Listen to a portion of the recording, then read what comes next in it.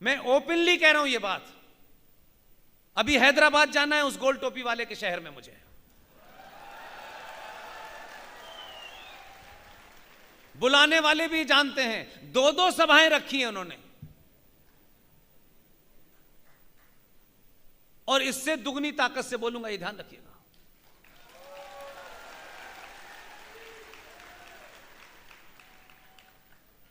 इसलिए आज आपके पास ये जो मौका है, हो सकता है 6 महीने बाद आपके पास ये मौका ही ना हो। मैं खिलाड़ी रहा हूं, अगर मौका चूक गए तो खेल हार गए, क्योंकि 90 मिनट के खेल में 10-5 मौके मिलते हैं, उसको अगर आप चूक गए तो फिर खत्म कहानी। फिर आप ये नहीं कह सकते मैं उस वक्त ये कर रहा था, वो कर रहा था, ये जरूरी था, वो जरूरी था। पूरे देश में एक मुद्दा हम लोगों ने खड़ा किया,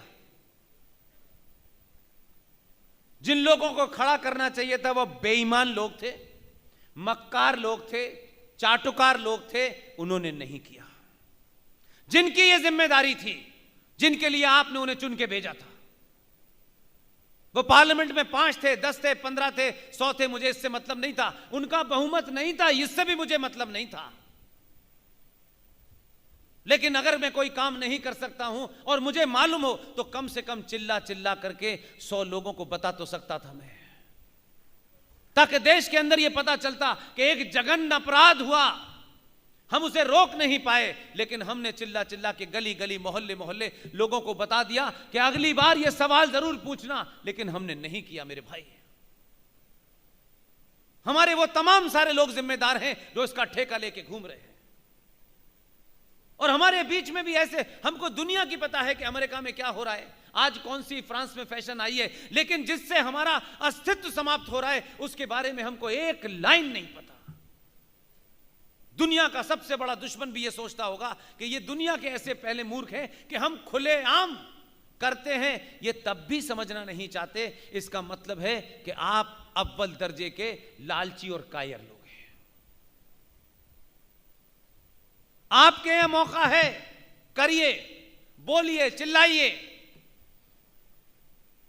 मेरे कहने से भी कुछ नहीं हो रहा है, लेकिन मेरे कहने से भी बहुत कुछ हो रहा है। इसलिए मेरा हर दिन यकीन बढ़ता है।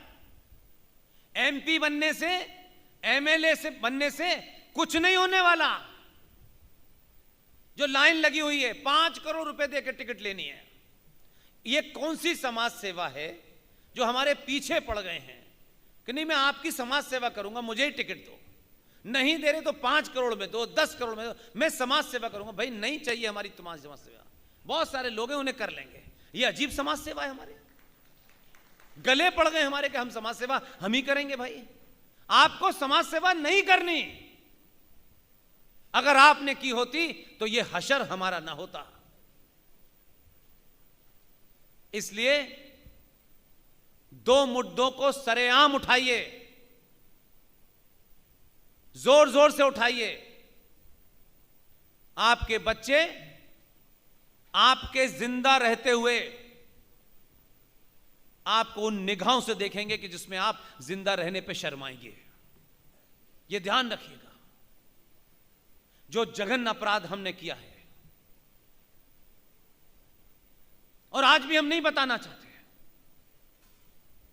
हम रोज नई नई बातें करेंगे। जीएसटी इतनी आ गई, आज ये हो गया, आज वो हो गया। अरे कुछ मुद्दे जिंदगी में चलते रहते हैं सुबह से लेकर शाम तक, लेकिन कुछ मुद्दे होते हैं जिससे पूरे परिवार का, पूरे राष्ट्र का वजूद, उसका अस्तित्व खतरे में होता है। वो मुद्दे हमारे कभी मुद्दे बने नहीं, क्योंकि वो निजी स्वार्थों से ऊपर उठते हैं उन मुद्दों के लिए। भारत की संसद में हम सबके सामने, ये पार्टी वो पार्टी सब छोड़ दीजिए, ये कोई पार्टी नहीं है सिवाय टी पार्टी के, इन सब की आंखों के सामने ये हुआ। और अब पूछो तो कहते हैं हमें पता नहीं है। किस लिए गए थे तुम चुन के पार्लियामेंट के अंदर? किस लालच में तुम नहीं बोले? अगर तुम्हारा कमिटमेंट होता इस राष्ट्र के साथ तो कोई सा कारण तुमको नहीं रोक सकता था। तुम संसद में नहीं बोल सकते थे, संसद के बाहर 50 जाके पार्टियों में जाते हो, 50 सभाएं करते हो, लोगों को अवेयर कर देते। कम से कम लोग कहते कि यह आदमी संसद में नहीं रोक सकता था क्योंकि इसका बहुमत नहीं था। इसने सड़कों पे गली गली मोहल्ले मोहल्ले उस खतरे के बारे में हमें बता दिया। हम उस एसडीएम का गला पकड़ेंगे, उस डीएम का गला पकड़ेंगे, उस प्रधानमंत्री का गला पकड़ेंगे। हम चारों तरफ इतना 90 करोड़ शोर मचाएंगे कि दुनिया को यह याद आ जाएगा कि इनको सच बात पता चल गई है। नहीं किया हमने ये। और आपके गुजरात में 3 घटनाएं हो रही हैं। मुझे इस बात का दुख है कि गुजरातियों को कैसे नहीं पता। अभी हुई है 2 महीने पहले, 3 महीने पहले सूरत में हुई है। इसलिए कि यह आपके डिस्कोर्स का हिस्सा नहीं है, क्योंकि आपको ना उस शब्द का पता है। जैसे गांधी जी को एक शब्द का पता नहीं था, उन्होंने उस शब्द के कारण ही अनर्थ कर दिया। आपको वफ नाम के शब्द का मतलब पता है? वफ करना यानी वसीयत कर देना। इस्लाम के अंदर वफ करने का कंसेप्ट है। आपने अपनी प्रॉपर्टी, अपनी जमीन जायदाद अल्लाह के नाम कर दी। 1923 में अंग्रेजों ने कानून बनाया था, वफ प्रॉपर्टी एक्ट। फूल वाले चचा को अपनी दुकान चलानी थी, उन्होंने 1956 में उसमें अमेंडमेंट कर दिया।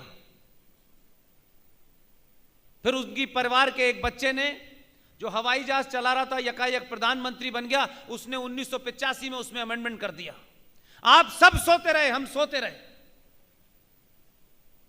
हमको क्या लेना देना है? हमको तो यह देखना है आज बजट में किसमें छूट मिली, चावल सस्ता हुआ कि नहीं हुआ, बिजली फ्री हुई कि नहीं हुई। हमको पता ही नहीं चला। 1995 के अंदर फिर अमेंडमेंट हो गया और 2013 में कानून बन गया। आज भी भारत के सनातनी हिंदू को इस घटना का पता नहीं है, और आज आप भुगत रहे हैं। यही बच्चे आपसे आपकी आंखों में डाल के पूछेंगे कि आपने ये इतना करोड़ों का घर बनाया था, इसमें इतनी महंगी महंगी आपने ईंटें और लकड़ी लगाई थी और इतना बड़ा बनाया था, लेकिन ये तो पता ही नहीं था कि ये जमीन आपकी नहीं है। ये नहीं पूछा किसी ने। हमारी चुप्पी और कायरता के कारण लुटेरों ने खुलेआम डाका डाला। हम लालची और स्वार्थी लोगों ने कभी पूछने की कोशिश ही नहीं की। अपने घर में भी बात नहीं की कि ऐसा कुछ है क्या। और इस संचार क्रांति के दौर में जब अमेरिका में क्या हो रहा है, इंग्लैंड में क्या हो रहा है, जर्मनी में क्या हो रहा है, आप मिनटों में पहचान लेते हैं, लेकिन आपके घर में क्या हो गया है यह आपको पता नहीं है। और प्रवचन देने वाले तो महान है, आजकल नई नई परिभाषाएं गढ़ रहे हैं, जो इसी काम के लिए निकले थे कि भाई हमें यही काम करना है। न उन्हें सत्ता में जाना है, न व्यवस्था से कोई लेना देना है, वो भी नहीं बात कर रहे। तो कौन बताएगा आपको? वक्फ प्रॉपर्टी एक्ट 1995 अमेंडमेंट होने के बाद आपको अंदाजा नहीं है कि क्या हुआ है। आपको एक्ट के बारे में भी नहीं पता। उसके प्रावधानों की बात तो छोड़ दीजिए, उसमें कौन कौन सा सेक्शन क्या कहता है यह भी नहीं पता। लेकिन जो आपका शत्रु है उसने आपके बीच में से दलालों को खरीद लिया। उनकी गिनती संसद के अंदर कभी इतनी नहीं थी कि वो कानून बनवा लेते, लेकिन वो ये जानते थे कि ये बिकाऊ लोग हैं, हर पार्टी में हैं, इनको कैसे खरीदा जा सकता है। और उसी तरीके से उन्होंने व्यू रचना रची। और पार्लियामेंट में 1.5% भी नहीं है, 1% भी नहीं है कहीं कहीं तो। तब भी आप ही के लोगों ने उस कानून को पास करके डिब्बे में बंद करके रख दिया। उन्होंने कभी शोर मचाया नहीं कि देखो हमने ऐसा कर लिया, भारत माता की जय। हम तो हर छोटे मुद्दे को दुनिया को बताते हैं कि ये हमने बड़ा काम किया। चुप रहे। और पहला काम ये किया, वक्फ प्रॉपर्टी एक्ट 1995 के प्रावधान सेक्शन 40 और 36 के तहत जो उसमें सेक्शन बने हुए हैं, वो सेक्शन ने ये कहा कि वक्फ प्रॉपर्टी बोर्ड, ये जो BAPS का जो हॉल है, जिन्होंने अपने प्राणों से इसको सींचा है, इसको स्थापित किया है, इसमें जी जान लगाया है, इतने सारे महापुरुष इसमें बैठे हैं, अगर वक्फ प्रॉपर्टी बोर्ड इस हॉल के बारे में यह कहे कि यह हॉल वक्फ प्रॉपर्टी पे बना हुआ है, यह वक्फ की जमीन पे बना हुआ है, तो बताइए, आपको अगर सच पता चल जाए तो आपके हाथ में जो होगा वही फेंक के नेता के मारेंगे आप, और मारना चाहिए। तुमने हमें धोखा दिया है। उसका सेक्शन 40 कहता है कि वक्फ बोर्ड को इस जमीन पर, यह वक्फ की जमीन है, ये बिल्डिंग वक्फ पे बनी हुई है, इसके लिए उसे कागज नहीं दिखाने। और आपके पास कागज है, ये BAPS के लोग बेचारे कागज दिखाएंगे, कहेंगे देखिए भाई हमने इतने में खरीदा था, ये बेनामों का रखिए इसे अंदर। सेक्शन 40 का एक सेक्शन ये कहता है कि जिसकी जमीन है वो हाई कोर्ट नहीं जा सकता, ये अपील हाई कोर्ट में नहीं होगी, सुप्रीम कोर्ट में नहीं होगी। दुनिया में ऐसा कानून सुना है? उनके 5 भी नहीं थे मेंबर पार्लियामेंट में,